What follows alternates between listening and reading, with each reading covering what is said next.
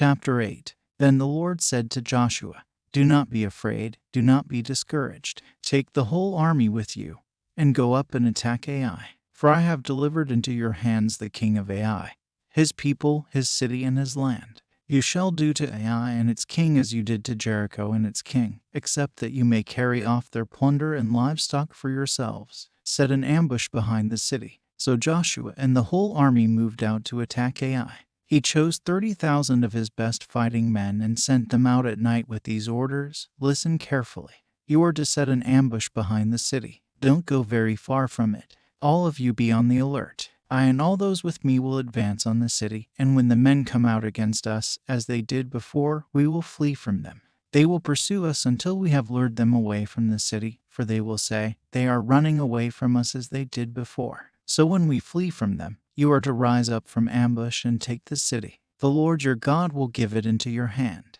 When you have taken the city, set it on fire. Do what the Lord has commanded. See to it, you have my orders." Then Joshua sent them off, and they went to the place of ambush and lay in wait between Bethel and Ai, to the west of Ai. But Joshua spent that night with the people. Early the next morning Joshua mustered his army, and he and the leaders of Israel marched before them to Ai.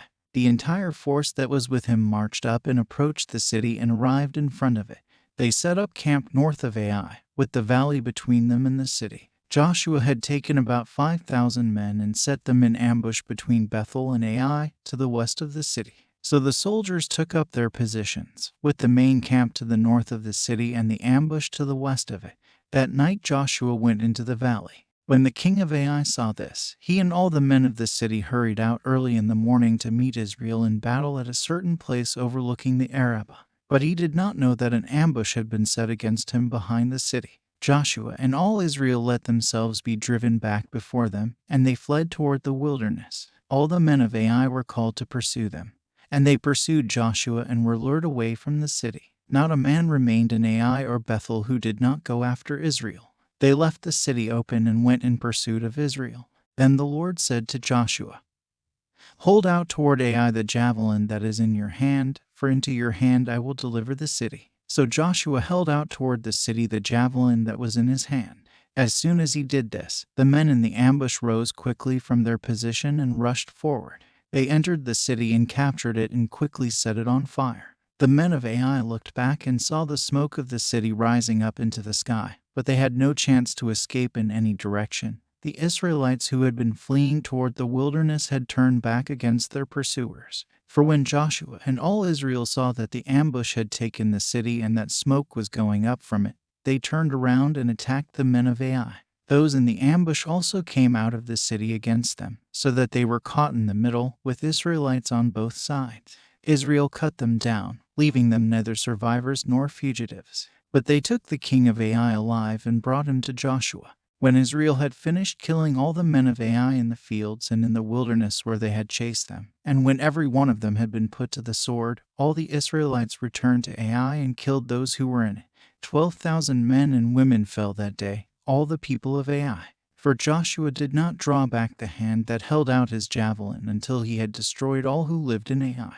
But Israel did carry off for themselves the livestock and plunder of this city, as the Lord had instructed Joshua. So Joshua burned Ai and made it a permanent heap of ruins, a desolate place to this day. He impaled the body of the king of Ai on a pole and left it there until evening.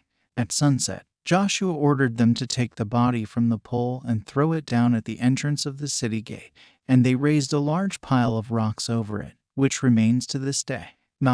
Chapter 9. Now when all the kings west of the Jordan heard about these things, the kings in the hill country, in the western foothills, and along the entire coast of the Mediterranean Sea as far as Lebanon, they came together to wage war against Joshua and Israel. However, when the people of Gibeon heard what Joshua had done to Jericho and Ai, they resorted to a ruse. They went as a delegation whose donkeys were loaded with worn-out sacks and old wineskins, cracked and mended. They put worn and patched sandals on their feet and wore old clothes. All the bread of their food supply was dry and moldy. Then they went to Joshua in the camp at Gilgal and said to him and the Israelites, "We have come from a distant country. Make a treaty with us." The Israelites said to the Hivites, "But perhaps you live near us, so how can we make a treaty with you? "We are your servants," they said to Joshua. But Joshua asked, "Who are you and where do you come from?" They answered, "Your servants have come from a very distant country because of the fame of the Lord your God. For we have heard reports of him, all that he did in Egypt, and all that he did to the two kings of the Amorites east of the Jordan, Sihon king of Heshbon, and Og king of Bashan, who reigned in Ashtaroth. And our elders and all those living in our country said to us, 'Take provisions for your journey, go and meet them and say to them, We are your servants, make a treaty with us. This bread of ours was warm when we packed it at home on the day we left to come to you. But now see how dry and moldy it is. And these wineskins that we filled were new, but see how cracked they are. And our clothes and sandals are worn out by the very long journey.' The Israelites sampled their provisions but did not inquire of the Lord. Then Joshua made a treaty of peace with them to let them live. And the leaders of the assembly ratified it by oath. 3 days after they made the treaty with the Gibeonites, the Israelites heard that they were neighbors living near them. So the Israelites set out and on the 3rd day came to their cities, Gibon, Kephirah, Beeroth, and Kiriath Jearim. But the Israelites did not attack them, because the leaders of the assembly had sworn an oath to them by the Lord, the God of Israel. The whole assembly grumbled against the leaders, but all the leaders answered, "We have given them our oath by the Lord, the God of Israel, and we cannot touch them now. This is what we will do to them. We will let them live, so that God's wrath will not fall on us for breaking the oath we swore to them." They continued, "Let them live, but let them be woodcutters and water carriers in the service of the whole assembly." So the leader's promise to them was kept. Then Joshua summoned the Gibeonites and said, "Why did you deceive us by saying, 'We live a long way from you,' while actually you live near us? You are now under a curse. You will never be released from service as woodcutters and water carriers for the house of my God." They answered Joshua, "Your servants were clearly told how the Lord your God had commanded his servant Moses to give you the whole land and to wipe out all its inhabitants from before you. So we feared for our lives because of you, and that is why we did this. We are now in your hands. Do to us whatever seems good and right to you." So Joshua saved them from the Israelites, and they did not kill them. That day he made the Gibeonites woodcutters and water carriers for the assembly, to provide for the needs of the altar of the Lord at the place the Lord would choose. And that is what they are to this day.